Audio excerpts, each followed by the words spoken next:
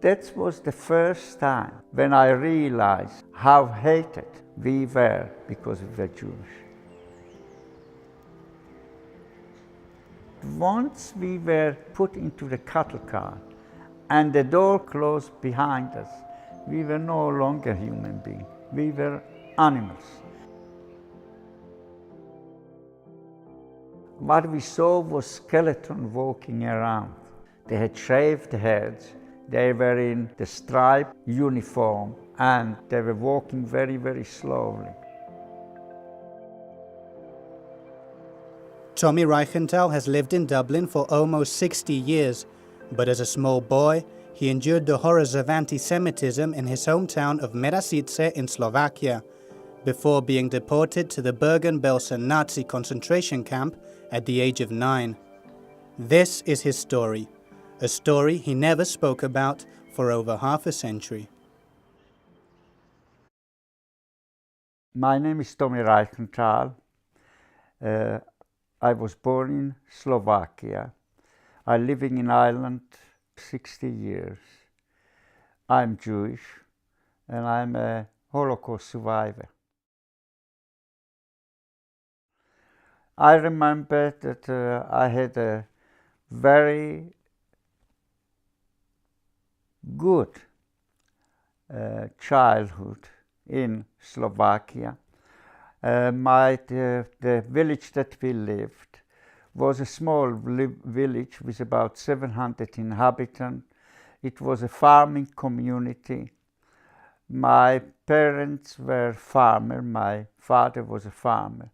And my grandfather had a village shop in the village. So obviously we knew everybody, everybody knew us. And we were very much liked in the village at the time. But it was in 1939 when things began to change. Germany occupied Czech Republic and they annexed Sudetenland. And at that time they also imposed a puppet government in Slovakia, which was led by a Roman Catholic priest, Joseph Tiso. He was a big anti-Semite. He didn't like the Jews. And immediately with his installment into power, their propaganda began against the Jews. So the propaganda was done, especially in the rural area, through the churches. At the masses, they blamed the Jews for all the trouble that were happening in Slovakia. If anything went wrong or economy didn't go right, it was fault of the Jews. And that's how the propaganda against the Jews began. For example, my brother, he used to play football in the team in the village, and he was a good footballer as well. And all the time, my brother's name was Mickey, and when they were playing, they were saying, "Oh, pass the ball to Mickey," and so on. But as the time gone on, suddenly he was no Mickey, he was the Jew. Pass the ball to the Jew. It was in September 1941 when the first anti-Jewish and racial laws came out in Slovakia. It was called the Jewish Codex. It had 270 paragraphs restricting the life of the Jews. For example, we had to wear a yellow star on the left side from the age of 5. We were not allowed to go to public places like cinema, theaters, public park, swimming pool. We were not allowed to go to national school. Tiso was an anti-Semite and he was a friend of the Nazi party in Germany. Slovakia, in fact, became very friendly with Germany, and therefore when Germany was occupying the rest of Europe, Slovakia, in fact, was not occupied by Germany because we were a friendly nation to the Germans. So everything that happened in Slovakia wasn't done by the German, it was done by the Slovak.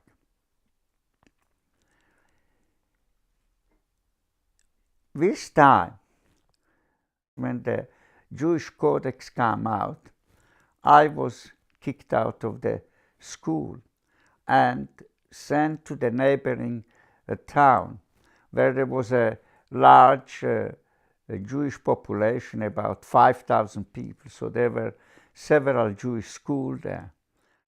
The school was about 300 yards from where we lived. So you can go on your own. And that was the first time when I realized how hated we were because we were Jewish. Because when I was going on my own and children were coming opposite me without a star, in other words, Gentiles, they started to shout at me, "You dirty Jew, you smelly Jew, go to Palestine." And later on, even worse thing, they used to say to me that I can hardly mention it. And as the time was going on, they began to spit at me, and they wanted to catch me, to beat me up. So I used to run the whole way to the school and back from the school. And when I saw the children, I would run to the other side of the road so that they don't catch me. When the war began, a lot of volunteers went to work in Germany from Slovakia. It is estimated that over 100,000 young men and women worked in Germany. But at the time, it was towards the end of 1941-42, the German wanted more volunteers to come to work in Germany to help with the war effort. But also at the time, the Slovak government, and mainly Joseph Tiso, he was a dictator, a fascist, and the Slovak people suffered as well. So the Slovak people began to hate the Tiso regime. And when he was asking the people to volunteer to work in Germany, not many people came forward, not many young men and women came forward, because they didn't listen to the government anymore. And that was very embarrassing to Joseph Tiso, that he couldn't serve his master in Berlin. But he was surrounded politically with the extremists. So suddenly the extremists, they thought for a good idea and suggested to the German, what about if we give you young Jewish men and women as slave labor instead of Slovak volunteers? And so, beginning of 1942, the first arrest in Slovakia began of young Jewish men and women. Of course, the first were our teachers. They were taken away. And I remember it was about February 1942 when we were told, look, the school is closing and you can go home, because the teachers, we had no teachers. And so my education ended. The next time I went to school was after the war in 1946. The deportation went unabated from March 1942 till October 1942. During this time, 52 transports left Slovakia. Each transport between 1,000 and 1,500 Jews. Altogether 58,000 Jews were deported. In October, the deportation stopped. Out of these 58,000 Jews that were deported, only between 280 and 500 survived. The rest of them all ended up in Auschwitz and perished in the gas chamber. In fact, the Slovak Jewry was the first Jews that were being gassed in Auschwitz in 1942. But because my father was a farmer, he was considered that he was useful to the economy. And therefore, at the time, we received a little document that stated that we shouldn't be taken in the meantime away. And that's what saved us. In Slovakia, we had two phases of deportation. In the first deportation, which was in 1942, we were saved. But even after this day, the arrest of Jews continued. But in Slovakia, the situation became very anti-governmental. The people in Slovakia didn't like the government. And during this time, as I was saying, the arrest still was continuing. So, because they hated the government, the Slovak people, they helped us a little bit. And when the police, which was the Hlinka Guard, when they were in the neighboring village coming to our village to arrest us, we would be notified.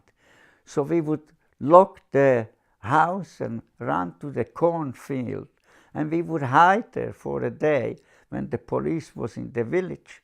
At the time, we sort of called it hide and seek.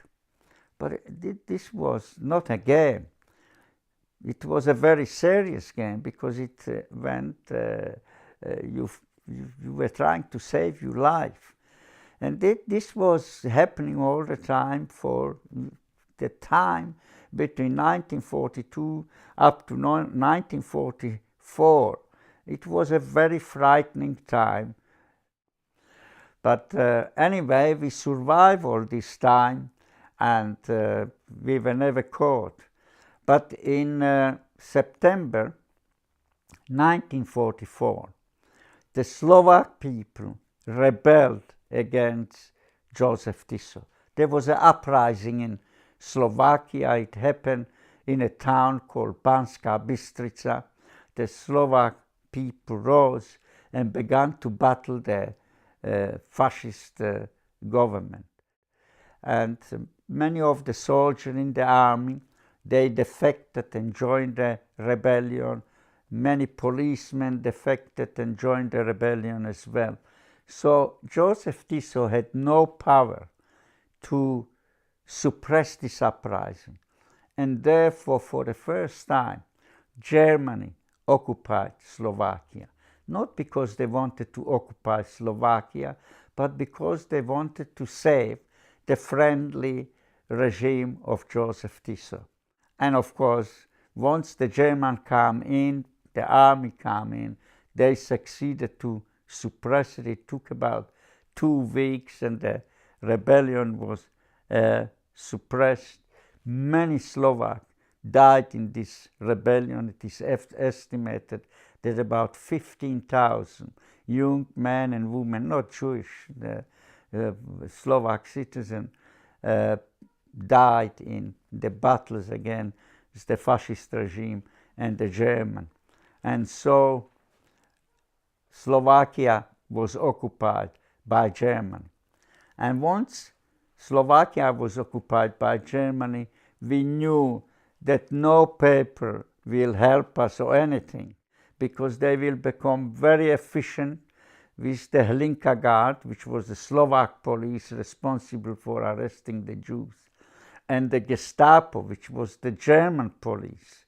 They together will become very efficient. They will put spies in the villages and towns to spy on the Jews that were left around. And therefore we knew that we have to leave the village, because even though the people were very friendly, we didn't know who was our friend and who was our enemy. And we knew that we have to leave the village and go to live somewhere else where nobody knew us and pretend that we were Gentiles. But of course, with a name like Reichental, we wouldn't have gone far, because Reichental is a German name. But we were not Germans. They would have known immediately that we are Jews. So we needed false paper with a Slovak name. And my parents were very friendly with the local priest. His name was Ladislav Harangozo. And my mother asked Father Harangozo, "Can you get us false paper with a Slovak name?" And he said, "Yeah, I will help you." And within a couple of days, he got us paper with the name Vida. Vida was a typical Slovak name. And I remember it so well today, because as a kid, I was then 8-year-old. I knew that, I was 9 at the time. At the time, they wanted to make sure that I learn that from now on I'm Tomi Vida, not Thomas Reichental, because if I said Reichental, we will be betrayed. So my parents every day repeated it. "Remember, your name is Thomas Vida from now on."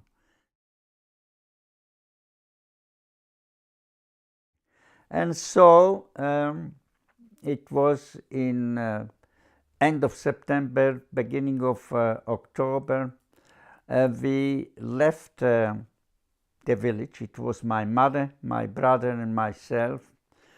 We left for Bratislava, where we were supposed to take my grandmother, my mother's mother, with us to this village. And my father stayed behind. He had to look after the livestock, after the farm. And he said, "Look, I will be all right. I know many, I have a lot of friends here. They will help me if anything is happening. You go to this new place and pretend that you are Gentiles." We were in Bratislava only a couple of days when suddenly we got a note that phoned us from the village that my father was arrested. Now, when my mother heard that, she thought, "That's it, we will never see my father again." But after about 4 days, we received a postcard from my father, and there were 4 words: "I'm alive, don't worry." We didn't know where it came from, what happened to him. Nothing. That was the last thing we heard from him. But thankfully, after the war, we were reunited, and we found out what happened. He was taken to the detention camp. Of course, I forgot to mention it, when the German occupied Slovakia, the deportation began again. And so when my father was taken to the detention camp, he was put into cattle cart and most probably was going to Auschwitz. As they were traveling in the cattle cart during the night, because these trains usually went during the night, they didn't want to show the population that what they're doing to the Jews. One of the people in the carriage stood up and he said, "I'm going to open this carriage, and anybody wants to save himself should jump after me." There were about 50 men in the carriage. And this man, he was a Hungarian man. He was a crook.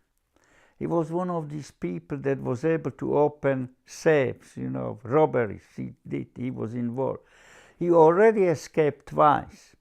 And He put a saw blade in the handle of a suitcase.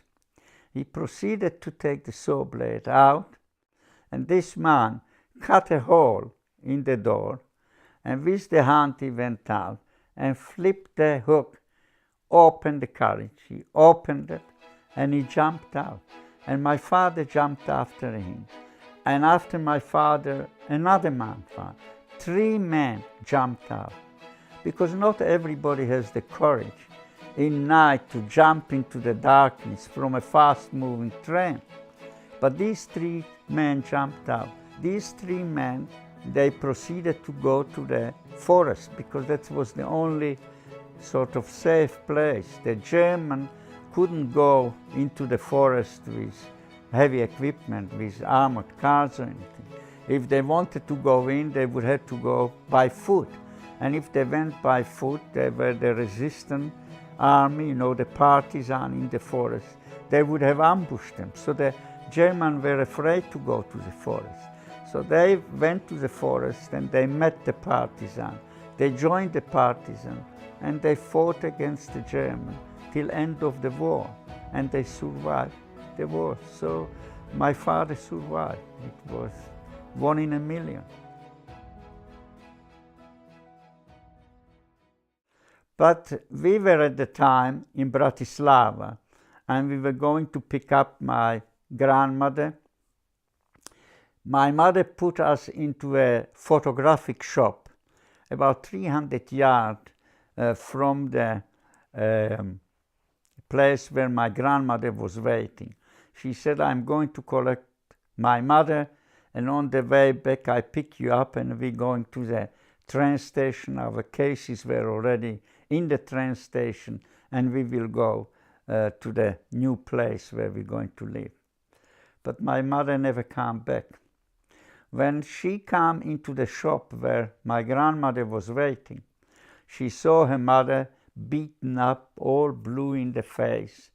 She was an elderly lady, 76-year-old. Somebody betrayed her, and the police and the Gestapo came in. And when they caught her, they wanted to know who is looking after her, because she was an old woman. And they beat her up and threatened her, and she gave the name then of her daughter and son, and they were arrested as well. So when my mother came into the shop, she saw this scene. She saw a couple of her brother and sister and her mother beaten up and everything. So she pretended that she came to collect a laundry. It was a laundry shop. But when they looked at her documentation identity, it was Judith Vida. It was all right. But unfortunately, the priest did not change her maiden name, which was Shaimovic. Shaimovic was very Slovak, Hungarian name. So he thought he doesn't need to change it. But the old lady, her name was Rosalia Shaimovic. That was the mother of my mother. So they knew right away that my mother was the daughter. She was arrested. When they brought the cases, because she told them that our cases are at the train station, they opened them. They saw children's clothes. They told my mother, where are your children? My mother knew that if she spins a story and just tell some story, that they won't believe her and they will beat her up, and in the end she will have to tell. So she told them where we were, and we're sitting there with my brother. My brother was 4 years older. He was nearly 13-year-old. I was 9-year-old. And suddenly these 2 men, tall men, entered the shop. We knew right away it was the Gestapo. They had this long leather coat. They had swastika on the left arm, hat and boot. So when they entered, they went straight to my brother and said, "You Jewish?" And my brother said, "No, I'm not Jewish. My name is Miklos Reichental, Miklos Vida." We thought that name will save us. I mean, with a Slovak name like this. "No, we know you are Jewish." And he again said the same thing. So they asked him 2 or 3 times, and the next thing, they began to beat him up. But my brother, he was quite tall for his age. He still wouldn't tell them. So they turned around to me and said, "But you Jewish?" I said, "No, my name is Thomas Vida." Again, thinking with the name, it will save me. They asked me 2 or 3 times, but the next thing, I was being beaten, slapped in the face, in the chest, and I was crying, I was hurting. My brother was always very protective of me, and when he saw this is happening, he said, "Please stop beating my brother, we are Jewish."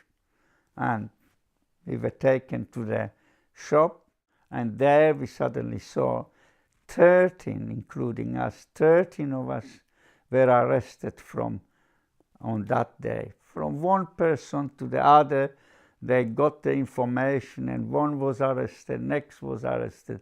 13 of them were my aunt and uncle, and my grandmother, of course, my mother, my brother, myself. 13 altogether, 2 cousins as well. We were taken to the Gestapo headquarters in Bratislava. There we were registered. We stayed there overnight in the cellar, and in the morning we were taken with lorries to a detention camp, Sered, in Slovakia.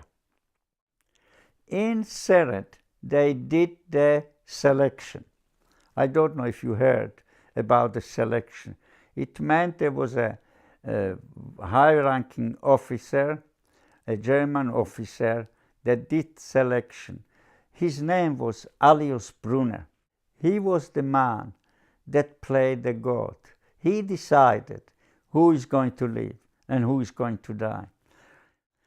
And it was on the 2nd of November 1944 that our block and 1 or 2 other blocks were called to the roll call. And our family of 13 was split. 7 went to the right, and 6 of us went to the left. It was my grandmother, my aunt, one of my cousins, my mother, my brother, and myself went to the left. The adults among us, they knew exactly what that meant, because at that time already, end of 1944 in November, the Jewish people knew about Auschwitz and all the extermination camp, what is going on.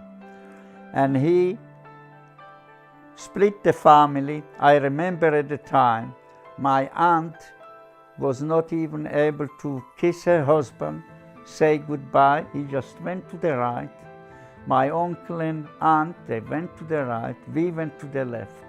We just waved to them goodbye and said, when it's all over, we will be reunited.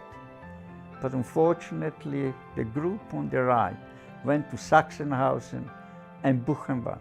So out of the group of 7, only 1 person survived. It was my cousin. He was 15 years old. The rest of them perished in the Holocaust.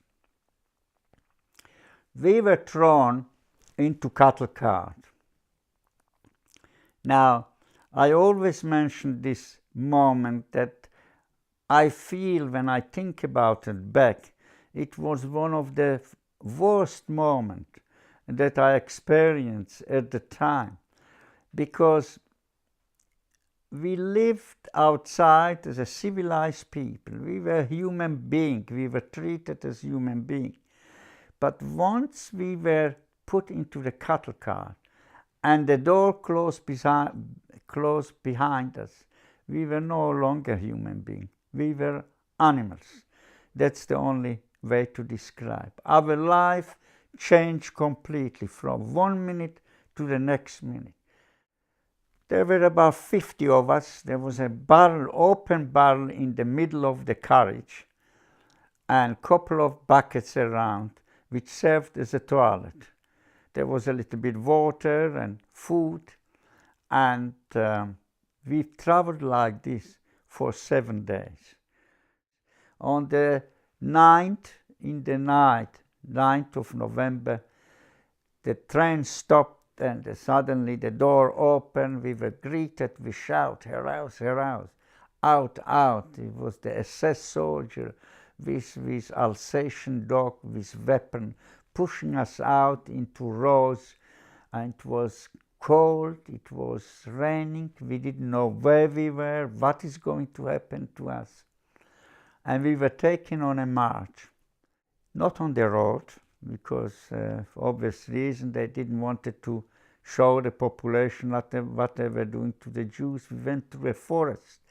Now it was very soggy, so it was very difficult to walk in the forest. There was no road. And the soldiers from each side shouting, schnell, schnell, quickly, quickly, and they pushing us with the weapon. We were very worried about my grandmother, that she will not survive this horrific march. It took about 2.5 hours when on the horizon suddenly we saw this tall chimney with fire going out of the chimney. And you can then imagine the adult among us, what they were thinking. They were thinking that we are going there. Already they knew about the crematoriums, they knew about the gas chamber. So they said, that's where we are going. So it's what we are marching here. This is the last minute, an hour, and we will disappear. So you can imagine the atmosphere, the mothers with the children. But we marched through a big gate and we come into this huge camp with a lot of huts. We saw watchtowers on each side with machine guns, with soldiers guarding there. And we were brought to a big hut and told to go to sleep. And we hardly slept. This how it felt. Couple of minutes, the next thing we hear, heraus, heraus, schnell, schnell, auf Zählapil, out, out, quickly, quickly, for a roll call, to a roll call. And at the roll call, we were told that we are in Bergen-Belsen. Now, we didn't know where Bergen-Belsen was, what Bergen-Belsen was. And we, of course, with time, we found out. But the only thing I remember that morning when the roll call ended, what we saw around, the only way to describe was hell on earth. What we saw was skeleton walking around. They had shaved heads. They were in the striped uniform, and they were walking very, very slowly. They were just skin and bone. We didn't know if they were woman or man because you couldn't see any attributes. They had shaved heads. And their eyes, they were just sunk into their head. They looked like, we never saw people like this. We even can't describe them as people. It was a terrible sight. Our intakes of food was a little bit over 600 calories a day. 600 calories is equivalent to 6 water crackers. So we ate basically 6 water crackers every day. You can live on 6 water crackers 1 or 2 days, but then you become very hungry. Because 600 calories is not enough to sustain you alive. So what begins to happen very quickly, that the body begins to eat itself from inside. And you're getting skinnier, skinnier, till eventually you become like a skeleton, and finally you die. You can't survive for years. You can survive weeks and months. So even though Bergen-Belsen was not extermination camp, in the sense people were not gassed in Bergen-Belsen, people were not being shot in mass executed in Bergen-Belsen.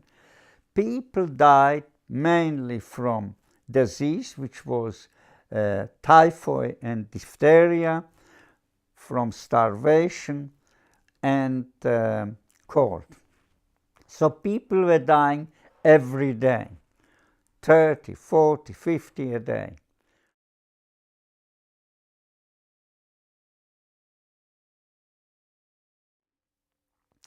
But already in January, the German army was retreating. They were losing the war, January 1945. And as they were retreating from the west to the east, in other words, from Poland back to Germany, to Czechoslovakia, they were taking their prisoners with. And Auschwitz had to be evacuated as well. In Auschwitz, ordinary, there were over 150,000 inmates in Auschwitz. And many of these inmates from Auschwitz come to Bergen-Belsen.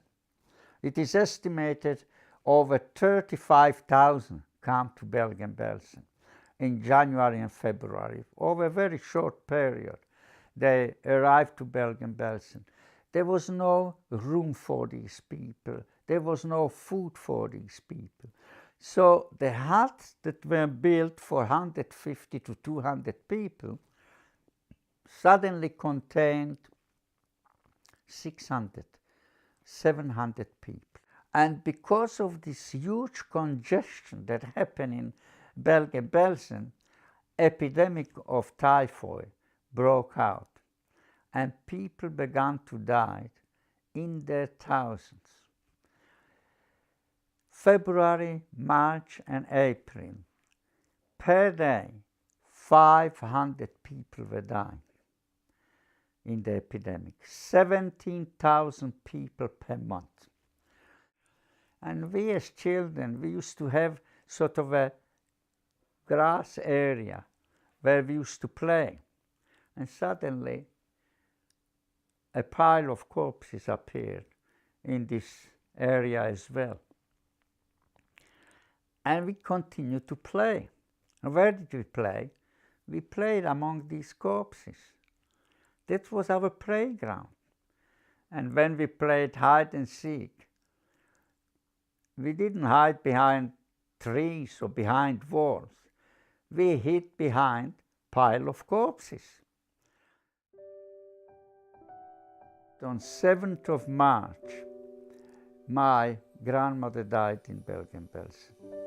And this is a day, the memory I will remember all my life,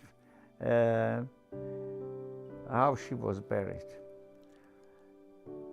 As usual, the Sonderkommando came to the room. We had to strip my grandmother. She was just like a little baby. The skin was just hanging. One took her by a leg, one by hand.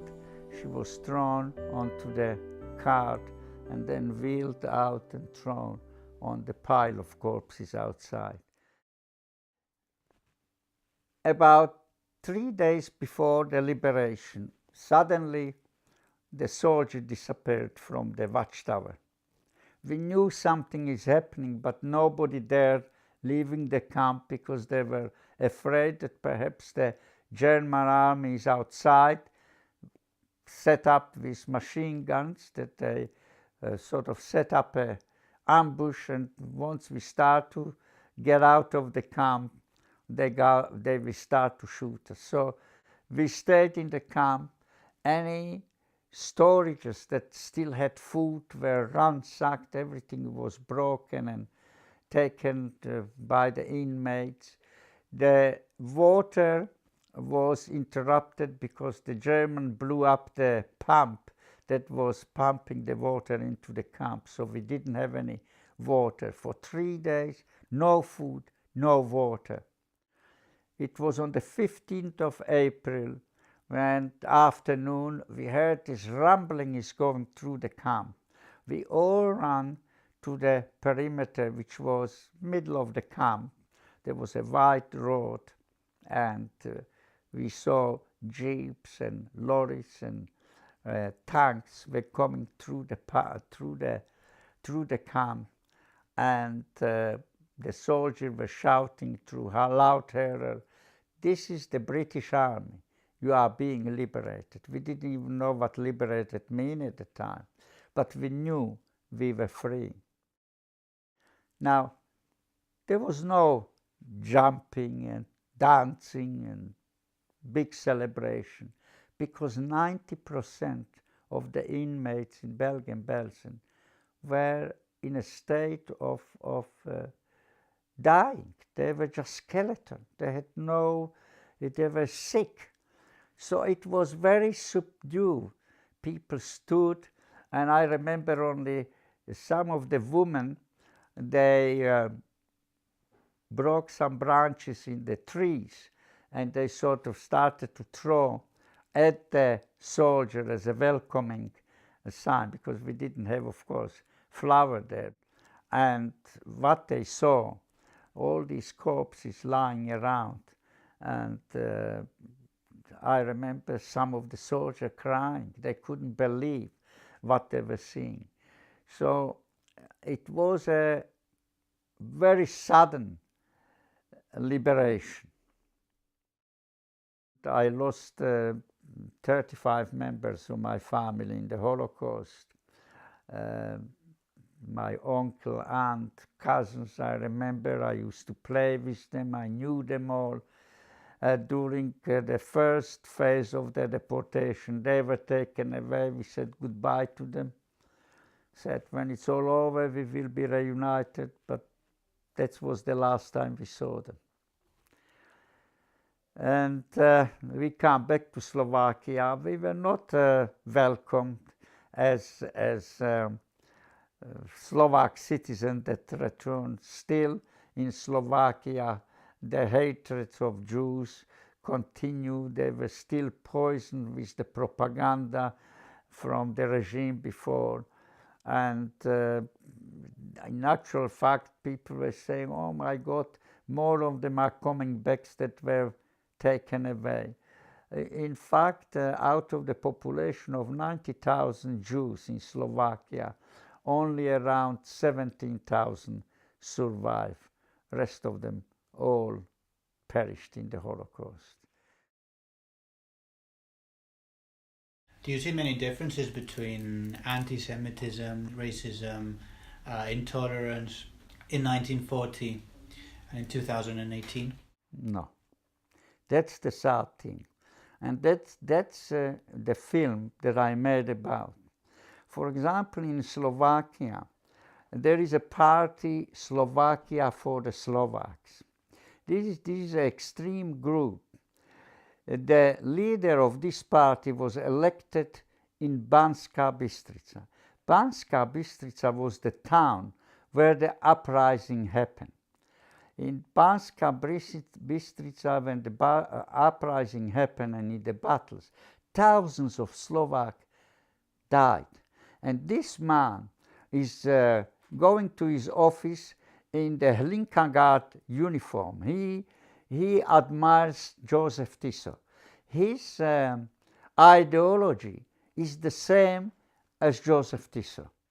He marches on the street of Slovakia, shouting "Slovakia for Slovak" with the fist in the air. These were the same slogans that they were shouting in 1940. These are the same people with the same ideology. And it's happened in Banská Bystrica, where the uprising was. When I saw it, I thought that the history turned around upside down. But I was also in Srebrenica, for example. Srebrenica happened in 1995, not in 1945. It happened in Central Europe. There was a genocide of the Bosnian Muslims. This has happened now. The party in Hungary, it's one of these fascist things, terrible. So in Europe, we have a very big problem now with Hungary. In Austria, the people elected, they are the children of the Nazis in in Austria that were in power in 1940s are today in the government. In Slovakia, this party, they have 10% in the parliament, not in the government, in the parliament. They're holding 10%. This is happening today. So it is history repeating itself. Tomi returned to school in Merasidze, and after moving with his family to Israel, he went back to Germany to study engineering. In 1959, he arrived in Dublin, where he's lived most of his life. In 2004, he started talking about his experiences during the Holocaust to educate the younger generations, and he's never stopped ever since. I speak about the Holocaust so that we don't forget the past and that we learn from the past for the future. Unfortunately, in the last couple of years, the situation in Europe changed for the worse.